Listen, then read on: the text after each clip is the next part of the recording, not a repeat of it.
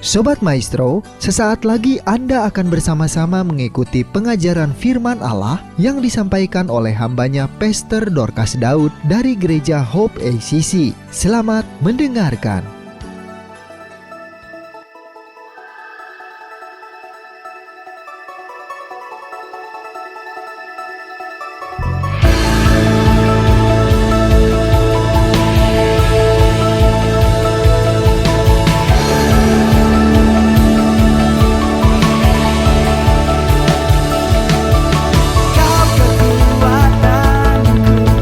Kau sumber pengharapan dan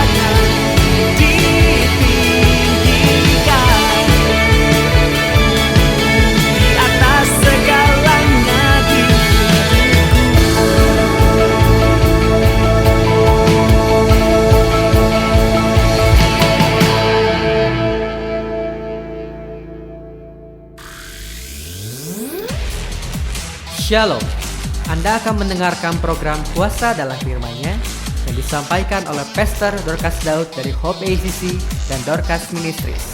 Selamat mendengarkan. Matius pasal 22 ayat yang ke-37.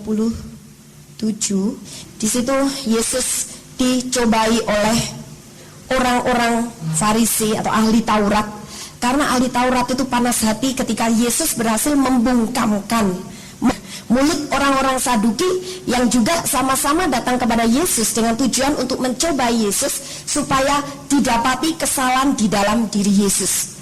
Tapi Yesus tidak pernah bisa dicobai, karena di dalam Yesus ada seluruh kepenuhan Allah dan hikmat Allah bekerja di dalam dirinya. Jadi setiap pernyataan-pernyataan untuk mencobai dia, selalu Yesus menjawab dengan tepat dan benar. Dan pada saat itu orang Farisi atau ahli Taurat kembali mencobai Yesus dengan menanyakan, bagi engkau guru, hukum yang pertama atau hukum yang terutama itu apa? Yang sesuai dengan hukum Taurat. Apa jawab Yesus? Ternyata Yesus menjawab, kasihilah Tuhan Allahmu dengan segenap hatimu, dan dengan segenap jiwamu, dan dengan segenap akal budimu. Ini adalah hukum yang pertama dan hukum yang terutama.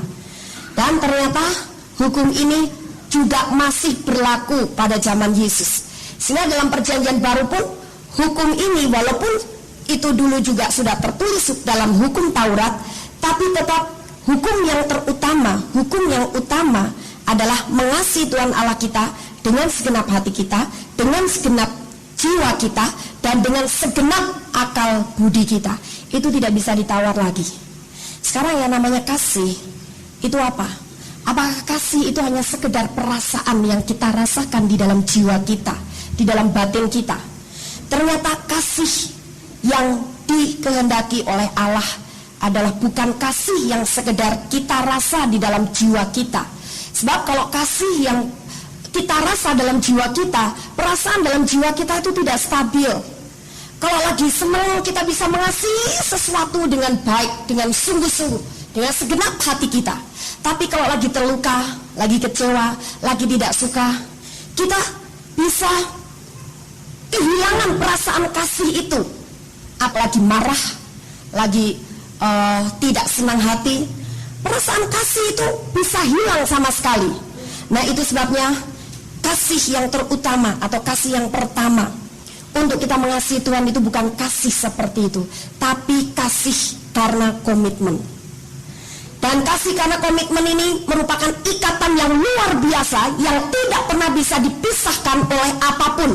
Seperti halnya Allah mengasihi saudara dan saya, Dia mengikat kita dengan satu perjanjian, walaupun dalam perjanjian itu Dia harus mengorbankan anaknya sendiri, yaitu Yesus Kristus. Pada saat itu Dia mengadakan komitmen dengan kita. Melalui kasih-Nya kita diampuni dari segala dosa, dan kemudian kita diangkat menjadi anak-Nya. Itu sebabnya kasih Allah begitu sempurna, dan wujud daripada kesempurnaan kasih Allah itulah dengan mengadakan komitmen terhadap Anda dan saya melalui pengorbanan Yesus Kristus. Memang Allah harus mengorbankan Yesus, sebab kalau Allah tidak mengorbankan Yesus, maka kasih Allah tidak sempurna. Allah bukan mengasihi Anda dan saya menurut perasaannya. Kalau Allah mengasihi Anda dan saya menurut perasaannya, tidak akan pernah ada pengampunan yang diberikan oleh Allah kepada saudara dan saya. Karena pelanggaran kita, dosa-dosa kita, pengkhianatan kita, itu terlalu banyak, tidak bisa dihitung. Siapapun tidak akan pernah bisa mengetahui seberapa besar dosa yang sudah dia lakukan di hadapan Allah, dan berapa banyak kita melukai hatinya, berapa banyak kita mengecewakan dia, berapa banyak kita tidak pernah menyenangkan hatinya, berapa banyak kita bahkan berontak kepada dia. Itu sebabnya Allah tidak mengasihi Anda dan saya berdasarkan perasaannya, tapi berdasarkan komitmen. Luar biasa, tidak ada yang bisa memisahkan kasih Allah dengan kita, apa saja. Karena kasih Allah itu sifatnya kekal, sebab kasih Allah itu mengalir bukan karena berasal dari perasaan Allah, tapi berasal daripada komitmen. Itu sebabnya Allah mengasihi Anda dan saya tanpa syarat. Allah mengasihi Anda dan saya tanpa pandang bulu. Begitu engkau mau mempercayai pengorbanan Yesus Kristus itu menjadi bukti daripada kasih Allah dan kau menerimanya secara pribadi, maka langsung kasih Allah itu mengalir dalam hidup saudara dan saya. Dan puncak daripada kasih itu, kita sekarang menjadi ahli waris kerajaan Allah. Nah, kasih Allah itu tidak bersyarat, dan karena kasih Allah tidak bersyarat, maka oleh karena kasih itulah bisa membuat kita punya iman yang luar biasa. Jadi sekalipun kita menghadapi tantangan, kita menghadapi kesulitan, bahkan menghadapi pedang, menghadapi bahaya maut, menghadapi ketelanjangan, kelaparan, penindasan, kesesakan, penganiayaan, itu tidak akan pernah bisa melunturkan kasih itu sendiri. Nah, mengapa kasih Allah begitu sempurna dan bisa diberikan kepada Anda dan saya? Karena Allah mau mengasihi Anda dan saya. Nah, sekarang kalau Allah mau mengasihi Anda dan saya, yang dikehendaki oleh Dia juga adalah kita mau mengasihi Dia. Mengasihi Dia tanpa syarat. Seperti Allah mengasihi kita tanpa syarat, sehingga kalau Dia memberi segala sesuatu kepada kita tidak pernah menggugat, tidak pernah membangkit-bangkit. Dia begitu royal memberikan apa saja kepada Anda dan saya. Begitu juga yang dikehendaki oleh Allah. Kalau kita mengasihi Dia, kita juga royal kepada Allah. Kita tidak berhitungan, kita tidak memperhitungkan untung dan ruginya, tapi tujuan kita sekarang bagaimana supaya Allah tahu kita mengasihi Dia. Dan kasih itu adalah satu tindakan daripada kemauan. Kasih kepada Allah bukan menunggu perasaanmu bisa mengasihi Dia, tapi kasih kepada Allah itu adalah tindakan dari kemauan Anda. Dan kalau kita mau mengasihi Dia, maka apa yang terjadi? Roh Kudus itu akan mendukung seluruh perasaan kita. Tiba-tiba saja kita merasakan ada sesuatu yang menyala-nyala dalam hati kita setiap kita menyebut nama Dia. Tiba-tiba kita pengen senantiasa bersekutu dengan Dia. Tiba-tiba kita pengen membaca firman-Nya. Kita pengen berdialog dengan Dia. Kita pengen menyembah Dia. Dan itu mengalir begitu saja. Ketika kemauanmu mau dipakai untuk sarana daripada kasih ini, maka Roh Kudus akan membuat tiba-tiba engkau bisa merasakannya. Nah, saudara, ini adalah kasih yang dikehendaki oleh Allah dan merupakan hukum yang terutama yang harus kita lakukan kepada Dia. Mengasihi Dia dengan segenap hati kita, segenap jiwa kita, segenap kekuatan kita, dan segenap akal budi kita. Dalam Keluaran 20 pun itu merupakan perjanjian lama. Saat itu juga sudah tertulis hukum yang terutama dan utama ini. Keluaran 20 ayat yang ke-3. Jangan ada padamu Allah lain di hadapanku. Walaupun katakannya tidak seperti apa yang tadi diucapkan oleh Yesus, kasihlah Tuhan Allahmu dengan segenap hati, dengan segenap jiwamu. Tapi dalam Keluaran pasal yang ke-20 pun ayat yang ke-3 ini menyatakan bahwa Allah ingin supaya kita betul-betul mengasihi Dia, sehingga tidak ada saingan yang lain, tidak ada hal lain yang akan mengurangi kasih kita kepada Dia. Dan acap kali kita tidak sadari bahwa kasih kita kepada Dia berkurang oleh hal-hal tertentu. Kadang-kadang kasih kita kepada Dia berkurang karena situasi tertentu, karena saat-saat tertentu atau kondisi tertentu. Tapi kalau kita segera sadar bahwa kita sudah mengalami krisis kasih kepada Tuhan, kita segera bertobat, kita minta ampun, dan kita kembali lagi mau mengasihi Dia, maka Roh Kudus akan tolong hatimu, dipulihkan hatimu yang sudah mulai tawar, tiba-tiba dinyalakan kembali. Mungkin hatimu tawar karena kekecewaan, maka Roh Kudus akan sembuhkan luka hatimu, dan kasih itu kembali menyala-nyala kepada Tuhan. Kasih yang tanpa syarat, kita tidak memperhitungkan apapun dengan Dia. Banyak kali kasih kita kepada Tuhan, kepada Allah Bapa itu bersyarat. Tuhan, aku mau melayani Engkau kalau aku diberkati dulu. Tuhan, aku mau berdoa tiap pagi kalau Engkau bangunkan aku tiap pagi. Bersyarat. Tuhan, aku mau pergi memberitakan Injil kemana-mana asal Engkau memakai saya dengan tanda-tanda ajaib dan mujizat-mujizat yang luar biasa. Kita menuntut syaratnya dulu dikabulkan oleh Tuhan. Padahal kasih itu bukan menuntut syaratnya dulu dikabulkan oleh Dia, tetapi kita bertindak terlebih dahulu. Dan ketika kita bertindak, apa yang terjadi? Ternyata kuasa Allah menyertai kita dengan luar biasa. Daud juga mengasihi Tuhan dengan amat sangat. Karena Daud begitu mengasihi Tuhan, maka kegemarannya atau tujuan hidup yang terutama di dalam diri Daud adalah diam di rumah Tuhan. Sampai seumur hidupnya diam di rumah Tuhan ini, tinggal di dalam hadirat Allah, menikmati persekutuan dengan Allah, mengutamakan Allah dari segala sesuatu. Dia gemar menikmati baiknya. Dia bukan gemar shopping, dia bukan gemar kerja, tapi dia gemar menikmati baiknya. Tidak heran kalau kita bisa mendapatkan tulisan Daud melalui Mazmur berpasal-pasal. Ini adalah bukti daripada kegemaran Daud tinggal di dalam hadirat Allah. Kita mengemari hadiratnya, itu adalah salah satu manifestasi daripada kita mengasihi Dia. Orang Kristen yang mengasihi Allah Bapa, mengasihi Tuhan Yesus, gemar tinggal di hadirat Allah. Dan itu merupakan kesukaan yang luar biasa. Karena orang Kristen ini menyadari bahwa di dalam hadirat Allah, di situ ada kasih-Nya, di situ ada kuasa-Nya, di situ ada firman-Nya yang bakal menjawab persoalanku. Di situ aku mendengar suaranya, di situ aku berjumpa dengan Dia, di situ aku memandang wajah-Nya, di situ aku melihat kemuliaan-Nya, di situ aku mengalami kuasa-Nya yang luar biasa. Saudara, itu sebabnya orang-orang Kristen yang mengasihi Tuhan, dia senang menyembah Tuhan, dia senang memuji Tuhan, dan itu adalah satu kepuasan yang luar biasa di dalam dirinya. Saya tidak tahu apakah semua Anda mengasihi Tuhan sampai sejauh itu. Kegemaranmu adalah menikmati hadirat-Nya. Orang yang peka dengan Roh Kudus karena dia mengutamakan hadirat Allah. Tapi orang yang tidak mengutamakan hadirat Allah, mengapa jadi tidak peka dengan Roh Kudus? Karena pikirannya terlalu banyak problem, sehingga menghalangi dia untuk bisa menikmati hadirat Allah. Ada pikiran tentang pekerjaannya, ada pikiran tentang persoalannya, ada pikiran tentang rumah, ada pikiran tentang uang, ada pikiran tentang tetangganya, ada pikiran tentang suaminya, banyak hal. Ada pikiran-pikiran dunia yang menguasai alam pikirannya, sehingga dia tidak menikmati hadirat Allah dengan sungguh-sungguh.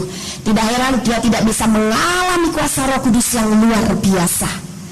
Kita terbiasa hidup dengan melihat realita, kenyataan, sehingga kadang-kadang kita berpikir, ya kalau kita hanya menyembah terus menikmati hadirat Allah, diayun-ayun dalam urapan, terus hanya seperti itu berdoa, di mana kita bisa makan? Bukankah orang itu perlu berdoa tapi juga bekerja? Saudara, bagaimana pekerjaanmu bisa berhasil? Bagaimana usahamu bisa sukses dan tidak mengalami kegagalan? Bagaimana pelayananmu juga berhasil dan rumah tanggamu juga berhasil memuliakan Allah? Bagaimana kuasa Allah menyertai engkau dengan luar biasa sehingga dipakai menjadi hamba Tuhan yang memuliakan Dia dengan melakukan perbuatan-perbuatan yang besar? Kuncinya satu, gemarilah tinggal di hadirat Allah. Ini bukan berarti kita kemudian harus menjauhkan diri dari masyarakat dan kita mengurung diri dalam satu bilik kecil, di situ hanya seorang diri saja, hanya dengan Yesus saja. Tidak, tapi rohmu senantiasa tinggal di hadirat-Nya. Di situ apa yang kau butuhkan akan kau dapatkan semuanya. Gampang, tidak terlalu sulit. Kadang-kadang orang Kristen sampai harus membutuhkan dilayani pelepasan berkali-kali karena dia tidak mau menyingkirkan hal-hal yang di luar hadirat Allah. Padahal kalau kita berada dalam hadirat Allah, tiba-tiba saja segala perkara-perkara menindih, segala perkara-perkara mengikat bisa terlepas dengan begitu gampang, dan kita bisa melihat pekerjaan-pekerjaan Tuhan yang besar. Nah, jadi sekarang kasih kita kepada Dia ibaratnya seperti sebuah pengabdian kepada Dia. Kalau kita mengasihi Dia, bukan hanya kita seperti Daud gemar tinggal di hadirat-Nya, tapi juga kita menyerahkan seluruh hidup kita kepada Dia. Sekarang Dia yang punya hak atas hidup kita, Dia yang punya otoritas atas hidup kita, Dia yang menguasai seluruh kehidupan kita. Di sini supaya kita mengetahui kehendak Allah dan kita tidak menjadi serupa dengan dunia ini, pertama kali kita harus mempersembahkan tubuh kita sebagai persembahan yang hidup, kudus, dan berkenan. Termasuk kekudusan dalam pikiran kita. Kekudusan dalam pikiran kita adalah pikiran yang tidak dikuasai oleh hal-hal lain selain kasih-Nya, kuasanya, hadirat-Nya, perkara-perkara besarnya, firman-Nya. Nah, itu adalah perkara-perkara yang kudus. Tapi yang tidak kudus adalah perkara-perkara yang membuat kita tidak bisa menikmati hadirat-Nya. Kalau kita mau sekarang mempunyai ibadah yang berkenan kepada Dia, ibadah kita harus berdasarkan kasih kepada Dia.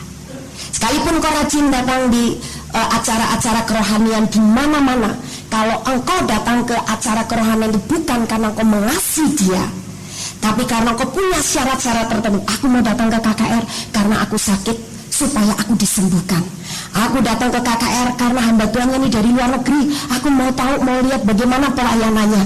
Biasanya lihatnya hamba Tuhan dalam negeri melulu. Sekarang wah, mumpung orang luar negeri. Itu ada syaratnya. Maka kau tidak akan mengalami hal-hal yang besar dari dia. Kalau engkau mau mengalami hal yang besar, engkau datang kepada Tuhan karena kasih. Engkau datang dalam ibadah karena kasih kepada dia.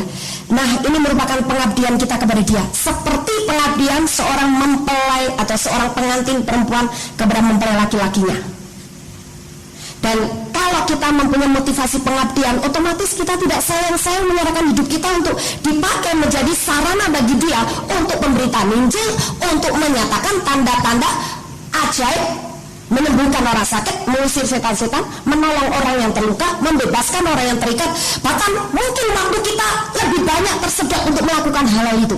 Kita tidak akan perhitungan lagi. Tapi kalau kita ibadah kepada dia bukan berdasarkan kasih, tidak ada rasa pengabdian kepada dia. Beribadah kepada dia juga hanya nuntut untuk diberkati, untuk ditolong, untuk disertai, untuk dikasihi, untuk dijagai, untuk dilindungi. Terus-menerus hanya menuntut Tuhan yang memperhatikan kita. Tapi kalau kita ibadah kepada dia, karena kita mengasihi dia, maka kita yang mengabdi kepada dia. Tuhan, engkau yang memiliki seluruh hidup saya. Sekarang tujuan saya adalah bagaimana supaya hatimu senang oleh karena saya. Bukan lagi bagaimana supaya hatiku senang karena engkau, tapi bagaimana supaya hatimu senang karena saya. Kalau hati Tuhan senang, hatimu juga akan senang. Karena kalau kita menyenangkan hati Tuhan, wah, Tuhan akan bekerja dengan luar biasa. Dia akan semakin royal untuk memberkati kita, baik memberkati secara rohani, secara materi maupun secara jasmani. Hal-hal yang kita hadapi jadi gampang, karena kuasa Allah akan bekerja dengan luar biasa. Sekarang Mazmur 40 ayat yang ke-9. Aku suka melakukan kehendak-Mu, ya Allahku. Taurat-Mu ada dalam dadaku. Nah, kalau kita mempunyai kasih, akhirnya kita melakukan pengabdian kepada dia, maka kita juga akan seperti Daud, suka melakukan kehendak dia. Dan kesukaan ini merupakan syarat yang utama. Jadi bukan hanya kita melakukan kehendak dia yang menyenangkan hati kita, tapi kesukaan kita sekarang melakukan kehendak dia. Berarti kita melakukan perintah-perintahnya. Dan ini yang dinamakan ketaatan. Ternyata ketaatan itu mendatangkan berkat tersendiri. Saudara, banyak orang Kristen mau menikmati berkat dari Tuhan, disembuhkan dari sakitnya, apalagi kalau dokter sudah angkat tangan karena sakitnya sudah parah. Rumah tangganya dipulihkan karena suaminya mungkin nyeleweng, atau istrinya belum bertobat jadi bawelnya bukan main, atau minta diberi rumah karena rumahnya selama ini ngontrak melulu, atau punya mobil karena selama ini naik angkot atau jabatannya dalam pekerjaannya naik, atau perusahaannya mengembang ke kanan dan ke kiri, atau pelayanannya berhasil. Nah, banyak orang Kristen maunya Tuhan memberi itu, karena dalam konsep setiap orang Kristen, Tuhan itu kan harusnya memberkati saya, Tuhan itu harusnya menolong saya, Tuhan itu harusnya begini, Tuhan itu harusnya. Jadi seperti datang kepada berhala, tapi tidak mau taat. Padahal ketaatan itu kaitannya erat dengan segala janji yang diberikan untuk Anda dan saya. Sambil contoh, dalam perjanjian lama sudah jelas ditegaskan bahwa Allah membenci barang-barang tumpas. Itu merupakan satu kekejian dalam hidupnya. Dalam perjanjian baru pun itu masih berlaku. Bahkan lebih dalam lagi definisi daripada barang tumpas. Bukan hanya berhala, bukan hanya bentuknya, tapi dalam 1 Yohanes 5 ayat 21 dikatakan segala berhala. Berarti sampai segala sesuatu yang memikat hati kita lebih daripada cinta kita kepada Tuhan, lebih daripada ketaatan kita kepada firman-Nya, itu adalah berhala di mata Tuhan. Tapi banyak orang Kristen, walaupun dokter sudah menvonis, waduh kamu tuh umurnya tinggal 5 tahun lagi, 5 tahun itu pun untung-untungan. Karena sekarang kamu tuh jantungnya sudah main reggae tiap hari. Karena paru-parumu tinggal separuh. Karena kankermu sekarang sudah bengkak. Karena kamu sekarang pankreasnya sudah tidak mampu memproduksi kelenjar insulin. Jadi kamu tiap hari harus disuntik pakai insulin. Walaupun sudah begitu kenyataannya, tapi tetap saja tidak mau taat firman kalau dia mendengar tentang sesuatu yang menyinggung kesenangannya. Wah, barang tumpas itu kan tidak saya sembah, itu kan hanya jadi hiasan, itu kan cuma hobi saya. Saya tetap menyembah Tuhan Yesus, saya tetap datang ke gereja, saya percaya firman Allah, saya mengerti firman Allah, tapi tidak mau bertindak untuk membakar barang-barang tumpas ini. Jadi lebih sayang kepada barang-barang tumpasnya daripada taat kepada firman Allah, walaupun dia sudah diserang sakit penyakit yang sudah tidak ada harapan lagi. Kemana-mana dia cari hamba Tuhan, sembuhin dong saya, doain saya, tapi untuk taat sama firmannya nggak mau. Nah saudara, ini banyak sekali terjadi pada orang-orang Kristen. Kami mendoakan seorang bapak yang sudah sakit agak parah karena pankreasnya sudah tidak berfungsi untuk memproduksi kelenjar insulin karena sakit diabetes gula, dan akhirnya dia harus nyuntik insulin tiap hari, nyuntik sendiri di tangannya. Oh, ternyata di rumahnya banyak barang tumpas, terus di rumahnya ada patung burung hantu dan sebagainya. Sudah diberitahu, ya iya sih iya. Oh ya, percaya firman Allah memang bilang begitu. Mengerti karena sudah diajak baca firmannya sendiri. Tapi walaupun percaya, menerima, menganggukkan kepala dan mengerti karena sudah baca firmannya, tapi tidak bertindak. Ini bukan ketaatan. Yang namanya ketaatan bukan sekedar percaya, yang namanya ketaatan bukan sekedar mengerti, yang namanya ketaatan bukan sekedar mengiyakan, tapi yang namanya ketaatan adalah bertindak. Terbukti sampai dengan ketemu dengan kami, tetap barang-barang itu belum dibakar, padahal badannya sudah kering, kulitnya yang sebetulnya hitam rada kecoklat-coklatan lah, itu sudah menguning, mulai menguning seperti orang sakit kuning, padahal sebenarnya tidak sakit kuning, sakit diabetes. Sepertinya dia iya tapi bertindak belum mau untuk membakar barang-barang tumpas itu. Sampai akhirnya saya bilang, oke dah, ini sudah sore, kita kan juga ada worship, daripada nunggu-nunggu, jadi saya layani aja dah. Jadi saya layani. Akhirnya saya ngomong lagi tentang barang tumpas karena Bu Tris bilang, ini sebetulnya kan di rumahnya banyak begini. Oh ya, ibu sudah kasih tahu sudah. Ya dia yang mengerti, yang berterima, ya iya, tapi tidak bertindak bakar gitu ya. Nah akhirnya saya bilang gini loh Pak, sekarang yang dibutuhkan oleh Roh Kudus itu adalah ketaatan kita kepada kehendaknya. Dan untuk membakar barang-barang tumpas itu adalah kehendak Allah karena tertulis dalam firman. Tidak perlu lagi kita pergumulkan, nanti dulu dah aku tak tanya Roh Kudus. Semua yang tertulis dalam firman tidak perlu lagi ditanya sama Roh Kudus. Buang waktu. Misalkan begini, kamu kan sudah puluhan tahun jadi orang Kristen, kamu harus segera memberitakan Injil dong, kamu harus segera melayani Tuhan. Oh nanti dulu aku tanya Roh Kudus dulu, apakah saya memang sudah disuruh memberitakan Injil? Apakah Tuhan memang pilih saya jadi hambanya untuk memenangkan jiwa, untuk melayani Tuhan? Itu kelebihan. Apa yang sudah tertulis dalam firman Allah itu bagian kita adalah tinggal taat melaksanakannya. Jadi tidak perlu bergumul lagi dengan Roh Kudus. Ada banyak orang kesana melayani dan tanya dulu sama Roh Kudus, Padahal sudah tertulis, pergilah, beritakanlah kerajaan surga sudah dekat, sembuhkanlah orang sakit, tahir karena orang kusta, bangkit karena orang mati, usirlah setan-setan. Itu hanya alasan karena sebenarnya hatinya belum mau mengasihi Tuhan dengan memberikan pengabdian hidupnya buat dia. Tapi alasannya kadang-kadang sok rohani. Nanti dulu aku masih sibuk sekolah, nanti dulu aku mau ujian, nanti aku tidak lulus, nanti dulu aku lagi sibuk ini, aku mesti tanya Tuhan dong, aku mesti tanya Roh Kudus. Yang tanya sama Roh Kudus itu yang tidak tertulis dalam firman Allah. Misalkan Anda diperhadapkan kepada dua pilihan, Anda harus ambil keputusan, dan keputusan ini tentu saja jangan keputusan yang salah, sebab kalau keputusan yang salah Anda akan kecewa. Nah baru ini Anda tanya Roh Kudus. Roh Kudus, ini ada dua tawaran pekerjaan nih, mana yang harus aku terima, yang A atau yang B? Ini ada dua proyek ini yang dari engkau, yang A atau yang B? Nah itu boleh tanya sama Roh Kudus. Tapi kalau yang sudah tertulis tidak perlu lagi dipergumulkan dengan Roh Kudus. Itu hanya akan membuat engkau habis waktu untuk tidak segera taat kepada firman. Nah, termasuk dengan barang tumpas itu. Sampai akhirnya saya bilang, Bapak lebih sayang kepada barang-barang itu atau kepada nyawa Bapak? Bapak mengasihi Tuhan atau mengasihi kepada barang-barang itu? Oh ya, saya mengasihi Tuhan. Kalau mengasihi Tuhan, kasih kepada Tuhan itu apa?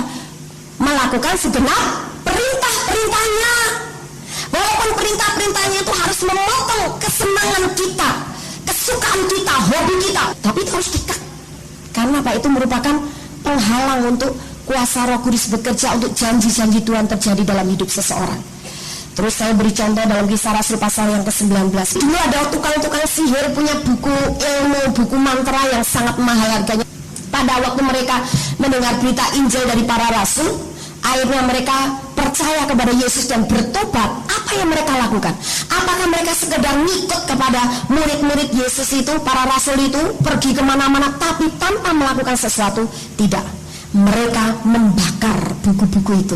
Mereka tidak lagi memperhitungkan nilainya, harganya berapa. Mereka taat, sebab bagi mereka Yesus lebih berharga daripada buku-bukunya. Walaupun mungkin dari buku-buku itu mereka dulu pernah belajar begitu banyak ilmu sehingga bisa menyembuhkan orang, mungkin bisa meramal orang, bisa mengguna-gunain orang dengan sihirnya. Tapi ketika mereka sudah berjumpa dengan Yesus, itu semuanya tidak ada harganya di mata mereka. Yesus lebih daripada segala sesuatu. Inilah tanda mereka mengasihi Yesus. Tanda engkau mengasihi Yesus adalah engkau taat kepada perintah-perintahnya. Itu harga yang harus dibayar. Tapi berbeda dengan seorang bapak yang ada di Samarinda. Nah, bapak di Samarinda ini memang dia diberkati dalam usahanya. Itu sebabnya tidak heran kalau barang-barangnya itu mahal-mahal. Suatu kali ada seorang hamba Tuhan mampir ke rumah dia. Padahal hamba Tuhan ini dia tidak melihat barang-barang berhala yang mencurigakan, karena benda yang dituju oleh Roh Kudus ini tersembunyi di dalam sebuah lemari. Hamba Tuhan ini bilang, kenapa ya kok aku masuk rumahmu, walaupun rumahmu bagus begini, kok kayak masuk ke kuburan? Ini pasti ada benda-benda yang berasal dari kuburan, katanya. Baru si bapak ini ingat, iya, di lemari ini ada 3 guci yang dulu saya beli dari seseorang, dan guci ini punya sejarah. Diambil dari kuburan karena guci ini dulu selalu dipakai untuk upacara mengundang arwah. Dan mereka kalau sudah bikin upacara mengundang arwah, mereka menoreh-noreh badan begitu ya, mengeluarkan darah, mengucurkan darah. Nanti darahnya ditampung bersama di dalam guci itu. Nah, itu ada di kuburan, memang disimpan di kuburan, diambilnya dari kuburan. Oh, itu tuh yang membuat rumahmu jadi kayak kuburan. Pasti hubungan kamu sama istrimu dingin. Betul. Saya ini serumah sama istri saya, tidur satu ranjang, tapi dingin.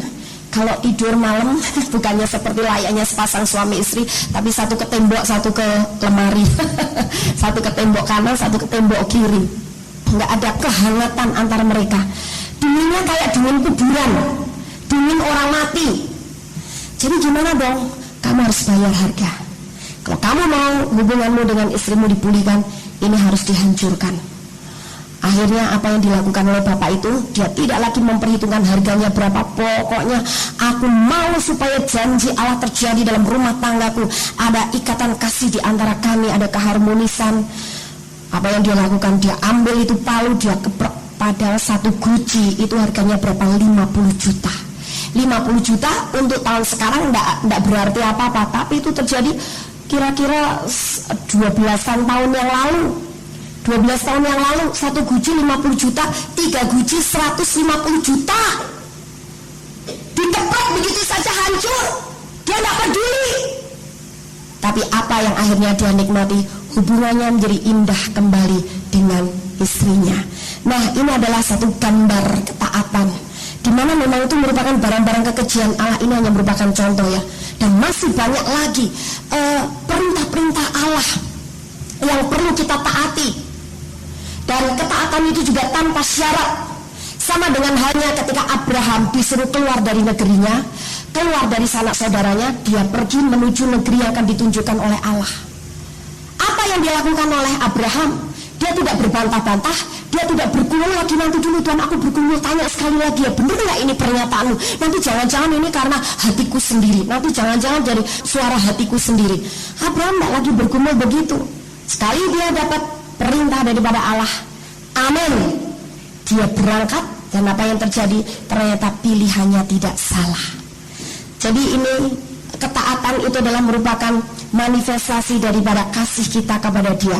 Taat tanpa syarat. Jangan hanya menuntut penggenapan daripada janji firman Tuhan terjadi dalam hidupmu, tapi hal-hal lain engkau abaikan. Jangan hal-hal lain itu merupakan syarat supaya janji Allah terjadi dalam hidupmu. Seperti Bapak ini, saya bilang Allah itu benci dan jijik terhadap benda itu. Apalagi itu mengambil atau mencuri hati Bapak, lebih besar senang kepada benda itu. Buktinya itu disingkirkan saja tidak boleh, itu dimusnahkan tidak boleh. Itu adalah salah satu tanda bahwa hati Bapak sudah terikat di situ. Jadi Allah bukan seperti itu, tapi menghalangi kuasa Allah, karena kuasa Allah juga tidak mau bekerja di tempat-tempat yang ada seperti itu. Nah, bagaimana Bapak bisa mengalami kesembadan mujizat? Oleh karena urapan Roh Kudus. Kalau ada barang-barang yang tidak menjijikkan hatinya Allah. Jadi bagaimana Pak? Masih menawar juga dia. Gimana kalau dikasih aja ke orang lain? Saya bilang, Bapak kalau diberikan kepada orang lain, Bapak sehat, mengalami mujizat. Karena tidak ada kata terlambat dengan Tuhan Yesus. Asal kita melakukan bagian kita, taat kepada hal-hal yang membuat setan punya celah, punya peluang merusak hidup kita, menyerang hidup kita. Kita bereskan itu, langsung Tuhan akan menggenapi janjinya bahwa bila Yesus itu sudah menyembuhkan kita, bahwa Yesus sudah membayar semua sakit penyakit kita. Itu gampang. Tapi sekarang kalau seandainya Bapak memberikan kepada orang lain, Bapak sehat, Bapak sembuh, nanti orang lain yang kena. Dan sama saja kita mencelakakan orang lain, itu lebih dosa lagi. Dosanya jadi double. Dosa punya, memiliki, dan dosa menjerumuskan orang. Oh, tapi dia bukan orang Kristen kok. Walaupun bukan orang Kristen, mestinya kita memberitahu hal yang benar kepada orang yang masih dikuasai kegelapan, tidak pandang bulu. Itu mereka dalam kegelapan. Kita yang orang terang, tahu kebenaran, kita yang harus beritahu kepada dia. Kita membawa dia dari kegelapan kepada terang, bukan malah semakin mengotori dan mencelakakan dia. Oh iya ya, begitu. Jadi gimana? Saya bilang. Ternyata akhirnya dia bilang, ya dah, oke, kalau Bapak setuju, saya akan doakan sekarang. Tapi kalau Bapak tetap mau pegang itu, percuma saya doakan. Di sini Bapak akan mengalami kelegaan. Waduh, enak ya rasanya, tadi yang pegel-pegel sakit, tapi sekarang sudah sembuh, rasanya kuat lagi tubuh saya. Pulang akan begitu lagi, karena masih ada jembatan untuk setan bisa serang Bapak. Karena Bapak tidak mau taat firman. Tapi kalau Bapak sekarang mau taat, nanti mau dihancurkan, saya akan doakan. Hanya saya doakan, dia roboh dalam urapan. Di waktu dia bangun gimana? Oh ya, seger. Seger, saya bilang, Pak, supaya tidak kehilangan segernya itu bakar. Iya betul. Jadi kapan Bu mau bakar? Iya dah, besok pagi dah saya akan datang, saya nanti akan hancurkan. Nah saudara, ini merupakan gambaran ketidaktaatan, tapi pujian akhirnya bertobat, dia taat. Ketaatan itu merupakan salah satu manifestasi daripada kasih. Itu adalah orang yang mengasihi Yesus. Dan kalau dia mengasihi Yesus, berarti dia mengasihi Bapa. Dan kalau dia mengasihi Bapa, maka Yesus akan menyatakan diri kepada orang ini. Kadang-kadang begitu banyak orang Kristen pengen dia bisa ketemu dengan Yesus, ketemu dengan Yesus di dalam hadirat Allah, bisa dengar suaranya, bisa dapat vision, karunia marifat, bisa bekerja karena hikmat membedakan roh. Bahkan tiap kali kalau berdoa bisa memandang wajah Yesus. Banyak di antara kita cuma pegang firman, tapi tidak mau melakukan firman. Begitu banyak firman yang kita ketahui, tapi paling hanya berapa persen yang kita lakukan. Masih banyak yang belum kita lakukan. Itu sebabnya Yesus tidak menyatakan diri dengan jelas di dalam kehidupan kita. Tapi orang-orang yang bisa ketemu dengan Yesus secara pribadi, Yesus menyatakan diri tiap kali dengan suaranya, dengan vision, dengan nyata, bahkan melalui karunia-Nya. Itulah orang yang mengasihi dia karena dia pegang perintahnya dan melakukannya. Yohanes 14 ayat 23-24. Jawab Yesus, jika seorang mengasihi aku, ia akan menuruti firman-Ku, dan Bapa-Ku akan mengasihi dia, dan kami akan datang kepadanya dan diam bersama-sama dengan dia. Ayat 24. Barang siapa tidak mengasihi aku, ia tidak menuruti firman-Ku, dan firman yang kamu dengar itu bukanlah daripada-Ku, melainkan dari Bapa yang mengutus aku. Jadi ini juga merupakan penegasan daripada Yesus bahwa siapa yang mengasihi aku dia menuruti firman-Ku, dan kalau dia menuruti firman-Ku maka Bapa akan mengasihi dia dan kami akan datang kepadanya. Sekarang kita bukan hanya melihat kehadiran Yesus, kita bukan hanya menikmati kuasa karunia-Nya sampai wah kita masuk dalam pekerjaan supranatural yang luar biasa, tapi Allah Bapa sendiri. Daerah sebetulnya orang Kristen yang masuk dalam doa di alam roh itu semua bisa lihat Allah Bapa sendiri. Bukan hanya lihat malaikat-malaikat Tuhan, atau hanya lihat terang saja, atau hanya lihat tahtanya. Aku lihat tahta putih besar sekali berkilau-kilau. Bukan hanya itu, tapi bahkan Allah Bapa akan menyatakan diri kepada kita. Dan itu nyata, itu bukan fantasi, itu bukan khayalan, itu bukan bayangan, itu bukan lamunan, itu nyata, terlihat di alam roh. Allah Bapa tidak segan-segan akan menyatakan diri kepada siapapun yang mengasihi Yesus. Karena siapa yang mengasihi Yesus berarti mengasihi dia. Dan kasih kepada Yesus adalah karena dia menuruti perintah-perintahnya atau menuruti firman-Nya. Sekarang Efesus 3 ayat 17 sampai dengan 19. Sehingga oleh imanmu Kristus diam di dalam dirimu dan kamu berakar serta berdasar di dalam kasih. Aku berdoa supaya kamu bersama-sama dengan segala orang kudus dapat memahami betapa lebarnya dan panjangnya dan tingginya dan dalamnya kasih Kristus, dan dapat mengenal kasih itu sekalipun ia melampaui segala pengetahuan. Aku berdoa supaya kamu dipenuhi di dalam seluruh kepenuhan Allah. Bagi dialah yang dapat melakukan jauh lebih banyak daripada yang kita doakan atau pikirkan, seperti yang ternyata dari kuasa yang bekerja di dalam kita. Luar biasa. Bagaimana kita bisa mengalami seluruh kepenuhan Allah sampai kita maju dalam kesempurnaan seperti Yesus, adalah kalau kita tinggal di dalam kasih itu, tanpa kita berdasar dan berakar di dalam kasih. Kasih yang tadi ya, kasih yang tanpa syarat, kasih yang merupakan komitmen, bukan kasih berdasarkan perasaan, tapi kasih yang juga taat kepada dia. Maka kita akan mengalami perkara-perkara yang besar. Sampai di situ dikatakan bagi dialah yang dapat melakukan jauh lebih banyak daripada yang kita doakan atau pikirkan, seperti yang ternyata dari kuasa yang bekerja di dalam kita. Bagaimana perkara-perkara besar terjadi lebih daripada yang kita doakan, yang kita minta, yang kita garap dalam doa, lebih daripada yang kita pikirkan, kalau kita berdasar dan berakar dalam kasih kepada Allah. Kalau kita berakar dan berdasar dalam kasih kepada Allah, kita tidak akan perhitungan waktu lagi dengan Tuhan. Kita tidak perhitungan harta benda lagi dengan Tuhan. Kita tidak perhitungan segala macam hal-hal yang membuat kita tidak bisa mengasihi dia dengan segenap hati kita. Itu kita singkirkan. Maka apa yang terjadi? Seluruh kekayaan surgawi itu dilimpahkan dalam hidup kita. Dan itu mudah, itu gampang. Kita kadang-kadang berdoa siang dan malam supaya mengalami urapan Roh Kudus yang luar biasa, sampai berpuasa, sampai pengakuan iman, sampai banyak menyembah. Tapi kok urapan segitu-gitunya kok? Urapan itu banyak ya, ada urapan untuk menyembuhkan orang sakit, urapan berkat, urapan untuk kita menang, urapan untuk kita berani memberitakan Injil, urapan untuk kita bisa damai sejahtera, urapan untuk kita sukacita, macam-macam kan urapan. Waduh, kita udah berusaha dapat urapan segitu banyak, tapi kok cuma segitu-gitunya kok? Enggak, terus lebih banyak lagi sampai wah bludak, sampai enggak terbendung lagi, sampai melakukan mujizat kecil. Tiap hari aku melakukan mujizat untuk orang lain, perkara berkat kecil, perkara apa lagi, damai sejahtera gampang, tiap hari aku damai sejahtera, sukacita enggak perlu sampai di dorong-dorong, hayo terima urapan sukacita, ya terus mari Roh Kudus aja dia berdiri menari-nari di hadapan Allah, kayak pompa-pompa. Nggak sampai terus tenggelam dalam sukacita yang luar biasa, ekspresi kasih sampai tidak lepas merdeka, luar biasa. Karena apa? Kita belum berdasar dan berakar di dalam kasih. Kalau kita berdasar dan berakar dalam kasih kepada Allah, segala sesuatu gampang yang kita minta, yang kita rindukan, Tuhan berikan lebih. Ini seperti tadi dalam Efesus 3 ayat yang ke-20 tadi. Tuhan berikan lebih. Nggak perlu didorong-dorong, nggak perlu ditopang-topang orang lain. Langsung dari surga itu sepertinya udah nggak ada pintu, nggak ada apa tuh namanya, tidak ada penyekat lagi, langsung jor gitu loh. Dan kita ada di bawahnya, semakin blek-blek kena ke kita. Wah, sampai kita mabok, sampai kita di mana-mana ada berkat, di mana-mana ada urapan, di mana-mana saya melakukan mujizat, di mana-mana saya mengalami segala macam kita alami. Dan alangkah indahnya kalau hidup orang Kristen seperti ini.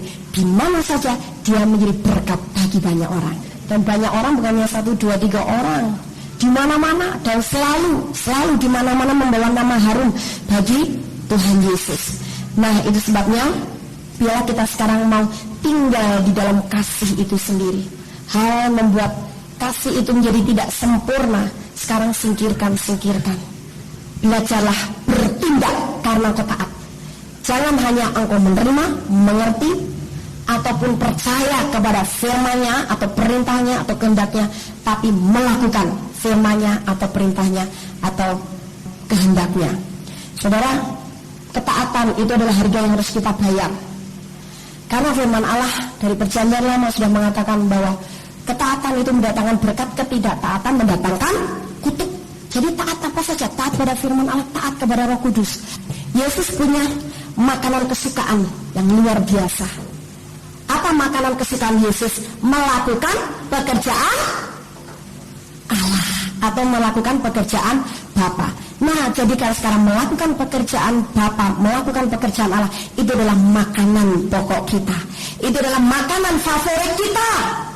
Walaupun masih senang makanan apa itu namanya, sayur asem. Tapi itu tidak berguna apa-apa untuk roh kita, untuk masa depan kita, hanya untuk perkara daging.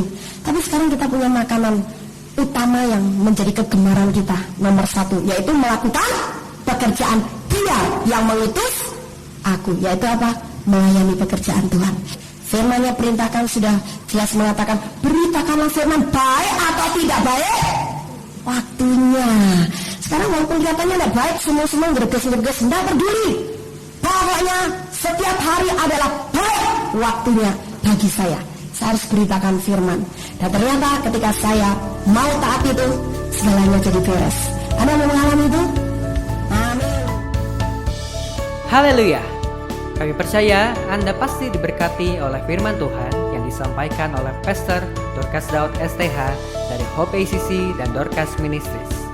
Dan bila Anda memiliki pertanyaan seputar kegiatan pelayanan kami, Anda dapat menghubungi kami di 08 222 703 0006.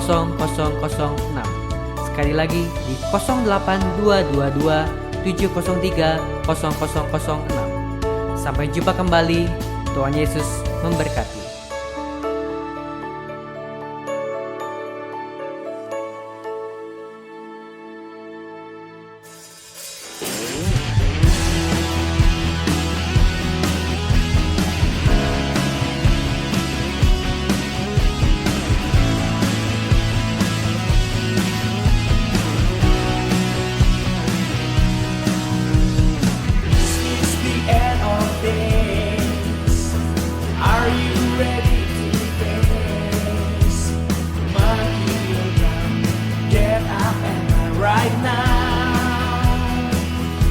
Come on, let us shout loudly.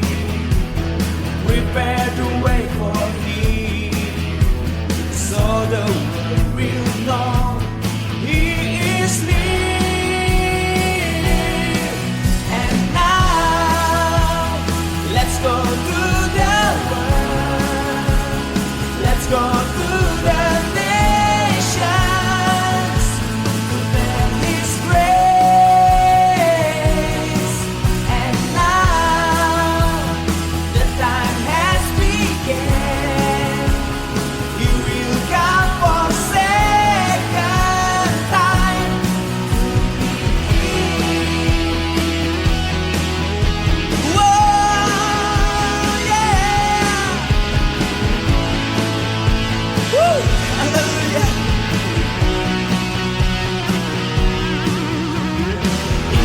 Zaman akhir telah siapkah engkau? Jangan datang bangkitlah.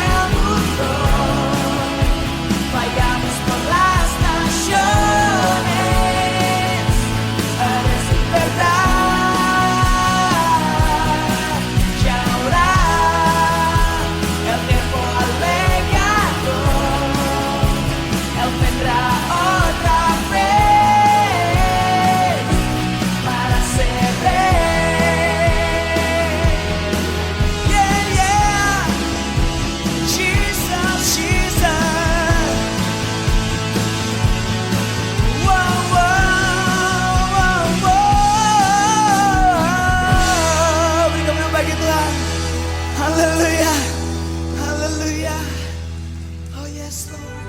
Demikianlah firman Tuhan yang berkuasa telah kita dengar bersama-sama. Dan kami percaya Anda sangat diberkati. Bagi yang membutuhkan pertumbuhan iman dan pelayanan lebih lanjut, Anda dapat menghubungi kami dan beribadah bersama dengan kami setiap hari Minggu di Gereja Hope ACC di ACC Center, Jalan Mekar Utama, nomor 31, lantai 3 Kompleks Mekarwangi, Bandung, pada jam 8.30. Ada kebaktian anak-anak pada jam yang sama. Ikuti juga Breakthrough Prayer setiap Jumat jam 18.30. Jika Anda membutuhkan dukungan doa, Anda dapat mengirimkan SMS ke nomor 0822 2703 0006. Tuhan memberkati.